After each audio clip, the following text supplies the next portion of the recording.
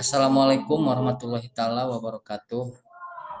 Alhamdulillahirabbil alamin wa bihi nasta'inu ala umuri dunya waddin wa ala alihi washabihi ajmain amma ba'du. Puja serta syukur saya panjatkan kepada zat Allah yang Maha Ghafur atas rahmat dan karunia-Nya saya beserta rekan saya bisa membuat video presentasi dengan keadaan sehat walafiat. Alhamdulillah. Terlebih dahulu, saya ingin mengucapkan banyak-banyak terima kasih kepada dosen pengampu yang saya hormati dan yang saya cintai atas tugas yang telah diberikan kepada kelompok saya. Mudah-mudahan selamanya ada dalam lindungan Allah Subhanahu wa taala. Alhamdulillah, pada pembuatan video yang ditugaskan daripada mata kuliah bisnis syariah yang diampu oleh Bapak Dr. Andes Fuad Hilmi, saya beserta rekan saya akan memaparkan hasil penelitian kami yang berjudul mengembangkan produk dan menetapkan harga produk.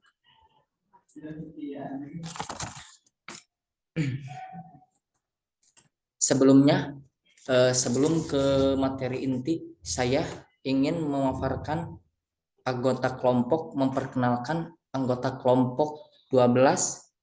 Saya sendiri yaitu Saudara Mausul dan rekan saya Saudari Nur Rahma. Selanjutnya langsung saja ke materi yang pertama yang akan dipaparkan langsung oleh saya sendiri. Yang pertama, mengembangkan produk dan menetapkan harga produk.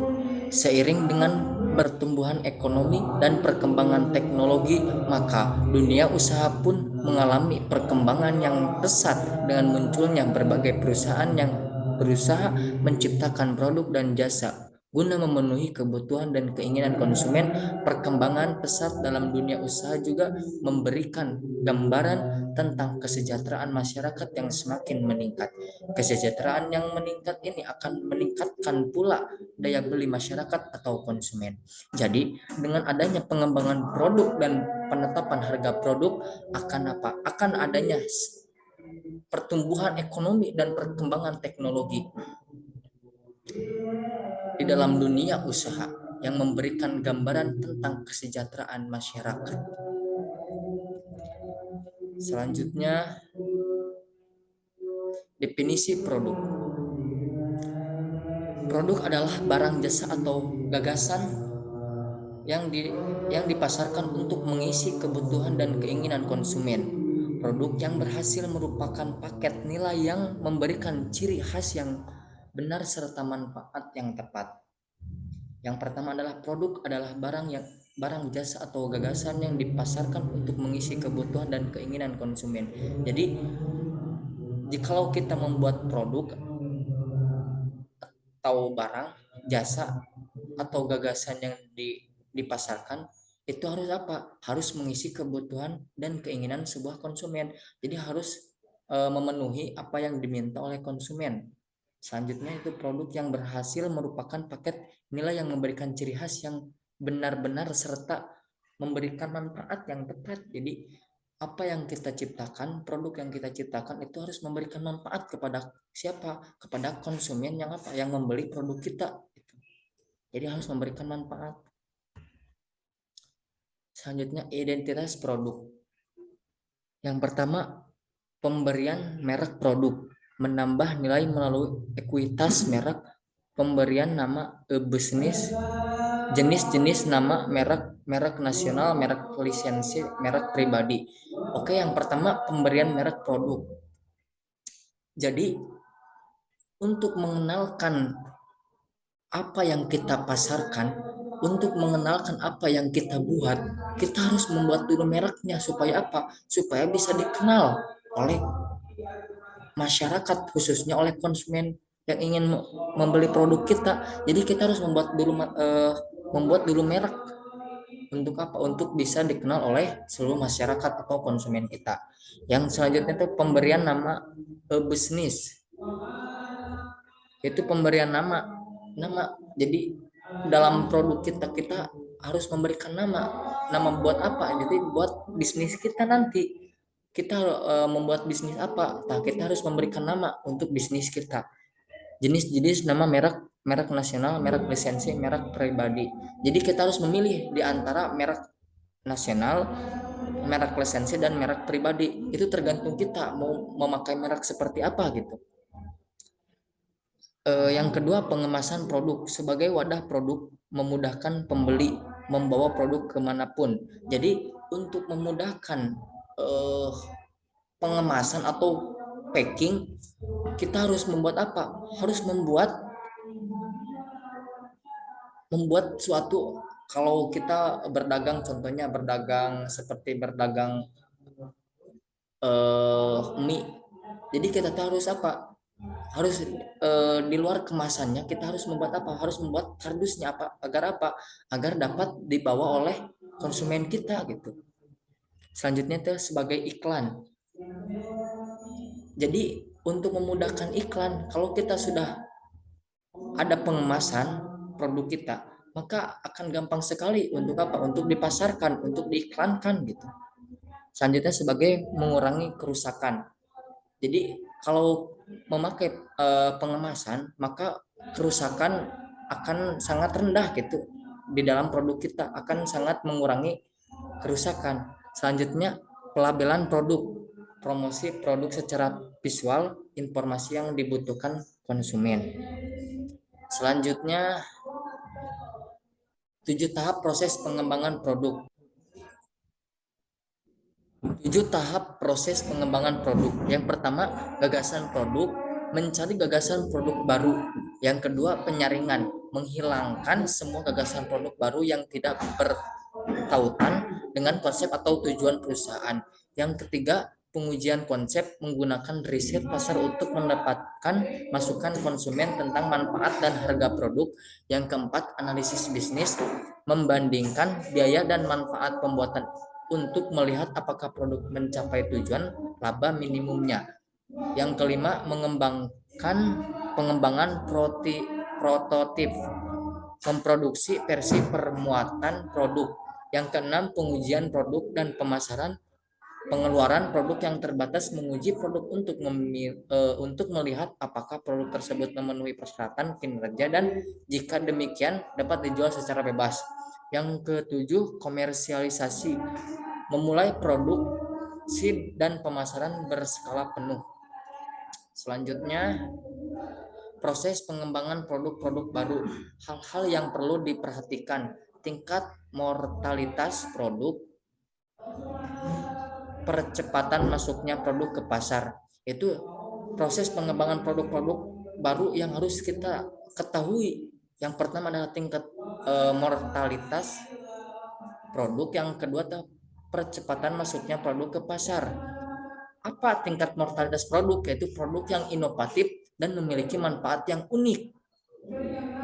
Apa itu percepatan masuknya produk ke pasar? Cepat atau tidak berpengaruh pada laba yang didapat. Selanjutnya, daur hidup produk. Tahap perkenalan, introduction, produk mencapai pasar. Jadi tahapan-tahapan yang harus kita tempuh untuk melajukan pemasaran kita, untuk melajukan produksi kita, yaitu tahapan perkenalan. uh, kita sebagai jalan awal, jadi produk kita harus mencapai pasar. Seperti mana? Seperti kita ingin memasarkan produk, kemana lagi kalau selain kita pergi ke pasar, jadi melihat produk apa yang sangat dibutuhkan oleh konsumen kita. Selanjutnya tahap pertumbuhan, penjualan meningkat dan menghasilkan laba. Jadi setelah kita masuk ke pasaran, setelah kita melihat produk apa yang dibutuhkan oleh pasaran, maka penjualan kita akan kita ketahui apakah akan meningkat, atau apakah akan menurun. Selanjutnya tahap dewasa, persaingan meningkat. Jadi dalam dunia produk, dalam dunia pasar, jadi persaingan itu sangat, bahkan pasti ada. Soalnya apa? Di dalam pasar sangat memungkinkan tidak hanya kita sendiri yang berjualan, pasti banyak sekali orang-orang yang berjualan yang mungkin sama produknya dengan kita, maka disitulah kita harus melakukan apa, atur strategi agar persaingan kita meningkat agar tidak tersaingi oleh orang lain gitu. Tahap penurunan, penjualan dan laba mengalami penurunan.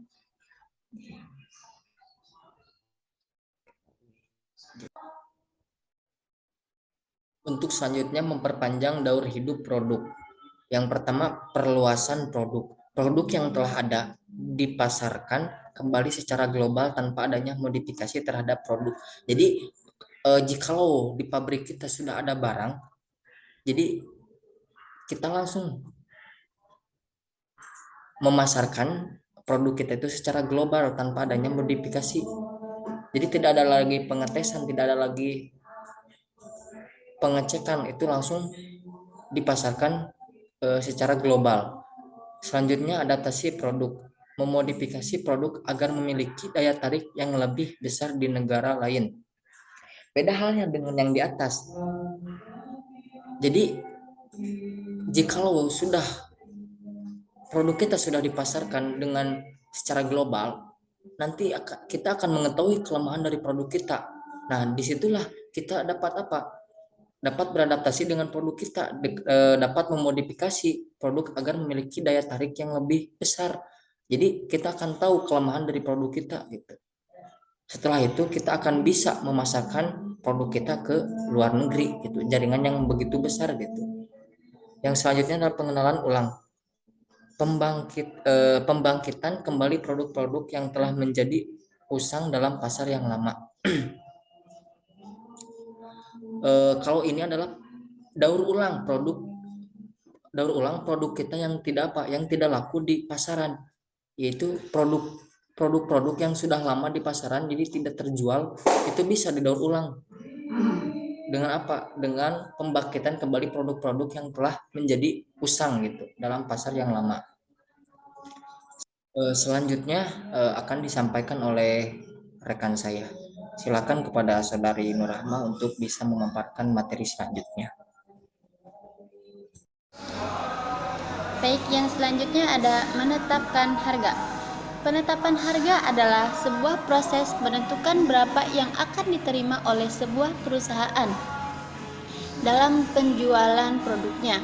Nah, para manajer ini harus bisa menentukan berapa banyak yang akan diterima oleh sebuah perusahaan sebagai imbalan dari produknya itu. Tujuan penetapan harga. Ada beberapa tujuan dalam penetapan harga, di antaranya satu, tujuan memaksimalkan laba. Dalam menghitung laba, para manajer harus mempertimbangkan biaya bahan produksi dan tenaga kerja. Selain itu, mereka juga harus mempertimbangkan sumber daya modal terkait yang harus dimiliki perusahaan untuk menghasilkan tingkat laba itu. Nah, dengan demikian banyak perusahaan menetapkan harga untuk mencapai tingkat return on sales atau juga disebut dengan investasi modal yang ditargetkan. Tujuan yang kedua yaitu tujuan pangsa pasar. Mendominasi pasar. Nah, pangsa pasar adalah persentase dari total penjualan pasar bagi perusahaan tertentu untuk jenis produk tertentu. Nah, untuk mendapatkan pangsa pasar yang tinggi, beberapa perusahaan menetapkan harga rendah dan menerima sedikit laba demi mendapatkan pembeli yang mau mencoba produknya. Bahkan bagi produk yang telah mapan, pertimbangan pangsa pasar lebih utama dibandingkan memaksimalkan laba. Karena saat suatu perusahaan mendominasi pasar, penjualan akan lebih banyak secara kontinu dan dengan demikian akan mendapatkan laba yang lebih besar meskipun dengan harga yang lebih rendah. Tujuan terakhir yaitu tujuan bisnis. Dalam tujuan bisnis itu kemudahan pemasaran di web. Nah, dalam perkembangannya, sistem belanja dengan menggunakan internet tentunya jauh lebih efisien daripada harus mendatangi satu persatu toko. Hal ini dikarenakan internet memberikan hubungan yang lebih langsung antara produsen dan konsumen, dan juga konsumen terhindar dari biaya grosir dan eceran, sehingga harganya pun lebih murah. Yang selanjutnya ada alat-alat penetapan harga yang terdiri dari 2 alat. Yang pertama ada penetapan harga berorientasi biaya. Nah, para manajer menetapkan harga produk dengan menghitung biaya untuk menyediakan bagi pembelanja. Nah, ketika mereka menghitung ini, mereka menjumlahkan biaya-biaya ini dan menambahkan angka untuk meraih laba. Mereka menghasilkan markup, yaitu jumlah yang ditambahkan ke dalam biaya barang agar dapat menjualnya dengan memperoleh laba. Yang kedua ada analisis titik impas. Nah, para manajer menaksir biaya total versus pendapatan untuk berbagai volume penjualan. Analisis ini menunjukkan bahwa harga jual tertentu jumlah unit harus dapat menghasilkan pendapatan total yang sama dengan total biaya yang disebut dengan titik impas, yang tidak menghasilkan laba ataupun menghasilkan rugi. Yang selanjutnya ada strategi penetapan harga. Ada 3 poin. Poin pertama yaitu penetapan harga produk yang telah beredar. 1. Penetapan harga di atas harga pasar yang berlaku bagi produk-produk serupa. Nah, untuk apa? Manfaatnya asumsi-asumsi umum bahwa harga lebih tinggi berarti mutu pun lebih tinggi pula. Jadi, jika harga suatu barang itu mahal, maka sudah pasti, itu sudah jelas bahwa si kualitas barang tersebut juga memiliki kualitas yang baik, seperti itu. Yang kedua yaitu penetapan harga di bawah harga pasar. Nah, ini di bawah harga pasar. Nah, fungsinya jika perusahaan dapat menawarkan produk dengan mutu yang bisa diterima sambil harga produk itu di bawah pesaing yang menetapkan harga lebih tinggi. Jadi yang di kedua ini yaitu sebagian perusahaan lebih memilih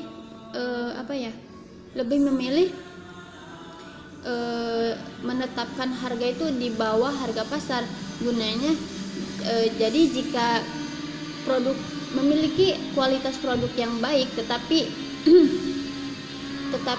harganya pun di bawah harga pasar, jadi harga standar tapi memiliki kualitas yang baik, kualitas yang bagus, maka itu akan menarik sebuah pelanggan untuk membeli produk tersebut. Dan poin yang terakhir yaitu penetapan harga mendekati harga pasar adalah pilihan lainnya. Strategi penetapan harga yang kedua yaitu penetapan harga produk baru, yang terdiri dari 1. Penetapan harga mengapung, yaitu menetapkan harga awal yang tinggi untuk menutupi biaya dan menghasilkan laba besar atas masing-masing barang yang terjual.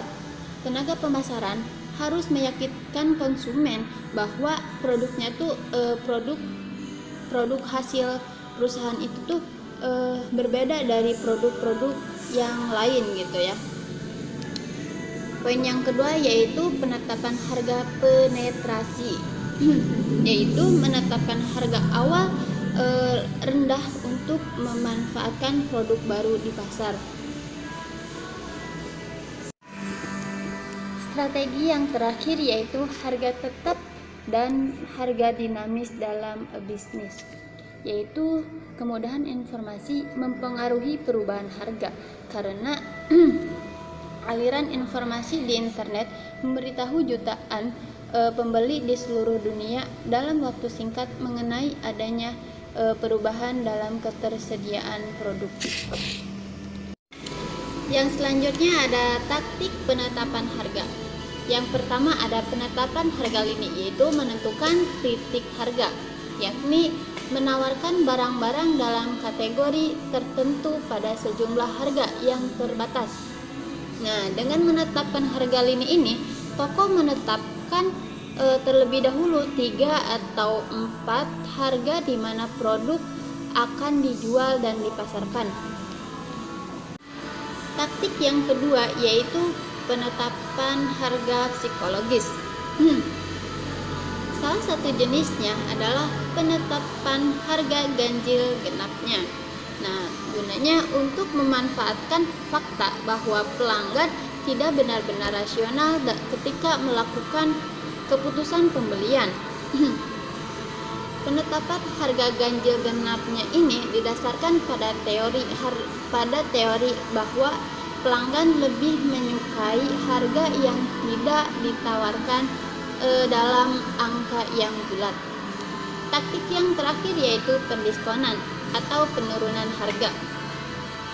Nah, seringkali penjual harus menurunkan atau menawarkan pemotongan kepada para konsumen. Gunanya yaitu untuk menarik perhatian ataupun merangsang para konsumen untuk membeli produknya tersebut. Agar apa? Agar meningkatkan penjualannya. Kesimpulan, banyak perusahaan yang menghadapi sebuah masalah di mana mereka harus menciptakan produk baru, tetapi kemungkinan berhasil sukses terhadap produk tersebut sangat kecil. Secara keseluruhan, untuk menciptakan produk baru yang berhasil, perusahaan harus memahami pelanggannya, pasar, pesaing, serta pengembangan produk yang memberikan nilai unggul bagi pelanggan. Perusahaan harus mempunyai rencana produk baru yang kuat dan mempersiapkan proses pengembangan produk baru yang sistematis. Pengembangan produk baru dimulai dengan menciptakan ide. Perusahaan menemukan dan mengembangkan ide produk baru dari berbagai sumber. Banyak ide produk baru berasal dari sumber internal.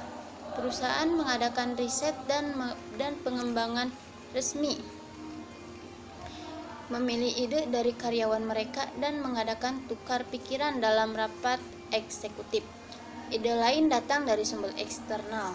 Nah, dengan mengadakan survei dan kelompok fokus serta menganalisis pertanyaan dan keluhan pelanggan, perusahaan dapat menghasilkan ide produk baru yang akan memenuhi kebutuhan spesifik konsumen.